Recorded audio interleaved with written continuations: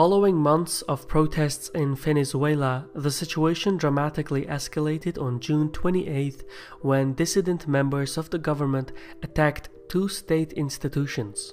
More precisely, a helicopter piloted by a former police intelligence officer opened fire with small arms on the office of the Interior Ministry and then flew to the Supreme Court where it dropped grenades.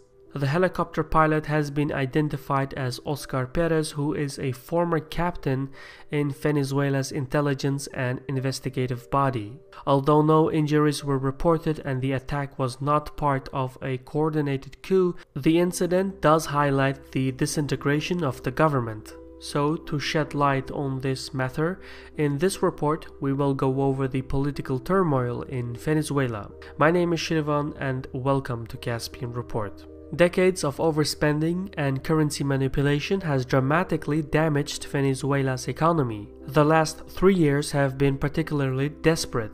In 2016, inflation reached 800%, while the overall economy shrank by 18%. At the same time, crime rates increased throughout the country. In 2016 alone, more than 28,000 homicides were reported. At the backdrop of the economic and social depression, large-scale anti-government protests consistently erupted in the streets of the capital.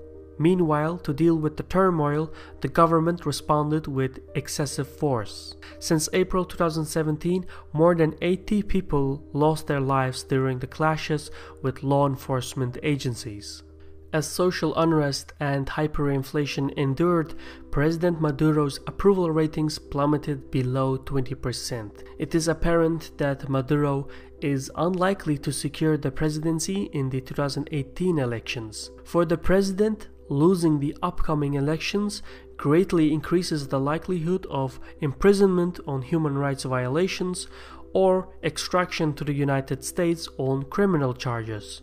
Thus, in May 2017, to maintain control over the situation, Maduro and his inner circle, which includes politician Cabello and Vice President El Saimi, called for a constitutional assembly to redesign the constitution. The idea was to rewrite the electoral law and thereby delay the next presidential elections. However, the proposal was ill-received by many members of the ruling party. As such, dissident members of the United Socialist Party of Venezuela formed a new faction, which was led by the chief prosecutor Ortega and to a smaller extent by the former chief of intelligence service Rodriguez. So, in addition to the economic depression, large-scale protests, and international sanctions, members of the ruling political party turned against one another. In early June 2017, Ortega filed a motion at the Supreme Court and denounced Maduro's electoral reforms as unconstitutional.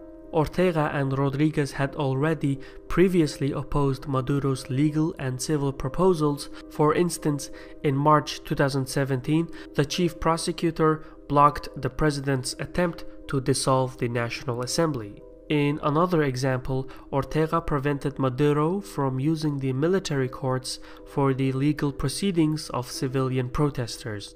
However, Ortega's recent legal motion was a turning point as she was joined by district attorneys, military officers, law enforcement officials, and former cabinet ministers. It became apparent that the loyalties of the state agencies and figures were not set in stone, and that besides foreign and domestic opposition, Maduro faced opposition within the ruling party. The disintegration of the government is a scenario that Maduro had actually anticipated. This is evident from his surveillance efforts and militia reforms. For example, as a precaution, the Bolivarian intelligence service began monitoring civilian activists in early 2017. And in addition to the increased surveillance, Maduro began developing a new militia, which is still an ongoing process. The Bolivar Chavez Battle Units, or UBCH, is being reformed into a militia that reports directly to the president. Maduro's new militia is set to become a rival of the Colectivos militia, which is led by Cabello, who has a complicated history with Maduro. Ultimately, though, both militias are meant to break apart opposition protesters and prevent a civilian uprising. The situation is further complicated by the involvement of the Directorate General of Military Counterintelligence, which has close ties to Cuba and is tasked with the surveillance of medium-ranking officers in the Venezuelan armed forces in order to minimize the risk of a military coup. Essentially, Venezuela's military structure is as confusing as its economy, and Maduro relies on the system to maintain control over the situation. This plan of action, however, is contested by the Ortega faction, who argue that the government cannot continue to use excessive force and manipulate the electoral system to its benefit. In short, the chief prosecutor believes that the president's approach is unsustainable and that his failure will bring down all the members of the ruling party. Therefore, to ensure their own survival, the Ortega faction seeks to rid the ruling party of a leader that is unlikely to be re-elected.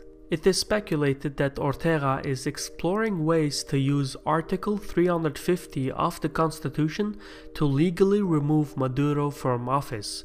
The article in question states that Venezuela's republican values should be protected against any government that disregards them. Basically, it allows the military and the civilian population to commit acts of insubordination under certain circumstances. The fact that the helicopter crew held a banner with the caption Article 350 is perceived by Maduro loyalists as proof of Ortega's involvement in the recent attack. This claim, however, is fiercely denied by Ortega, but regardless of the truth, the incident presented an opportunity for Maduro to eliminate members of the Ortega faction. As such, immediately following the incident, the Supreme Court issued a ruling that removed Ortega from her post.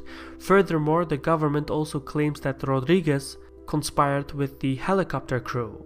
In the coming days, more party members could be apprehended as the president is likely to enforce even more excessive crackdowns on political dissidents. However, despite the claims and allegations, there is no evidence that links the incident to the Ortega faction, just as there is no evidence of CIA involvement or that this was a false flag by Maduro.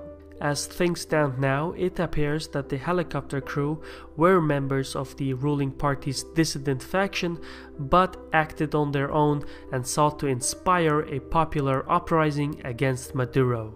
Currently, the president and his inner circle have enough control to survive another day and proceed with the constitutional changes.